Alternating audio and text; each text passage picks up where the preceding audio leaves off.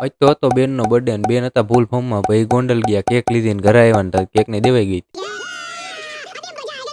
તો રામ રામ ડાયરા ને બપોરના વાગી ગયા હતા 12 ને આપણે પડ્યો હવાર અને મમ્મી બનાવતા હતા રોટલી. જેવો નાસ્તો કરવા બેઠો ને તમારે સીટું બેન આવી ગયા ને એમાં અમારી બેન એની પાસે ડારા દી. પછી બેન તો ખરા થઈ ગઈ કે મારો વિડીયો ન ઉતાર. પછી આપણે બેસી ગયા હતા નાસ્તો કરવા. પછી આપણે આવી ગયા આપણા એડિટિંગ રૂમમાં. આવું કઈક હે આપણું એડિટિંગ નું સેટઅપ. પછી કર્યો અડધા સફરજનનો ડબ્બો ચાલો. પછી કર્યો ગઈકાલનો લોગ એડિટ. પછી બહાર નીકળો તો બેન થતા હતા ધોરા. ખબર નહીં ક્યાં જવું હોય છે. આપણે અત્યારે જવાનું ભરોડી મમ્મીની પરમિશન લેવા જાય. આપણે આવી ગયા મમ્મી પાસે. મમ્મી હું ભરોડી જાઉં કલાક 1.5 કલાકમાં આવ્યો પાછો.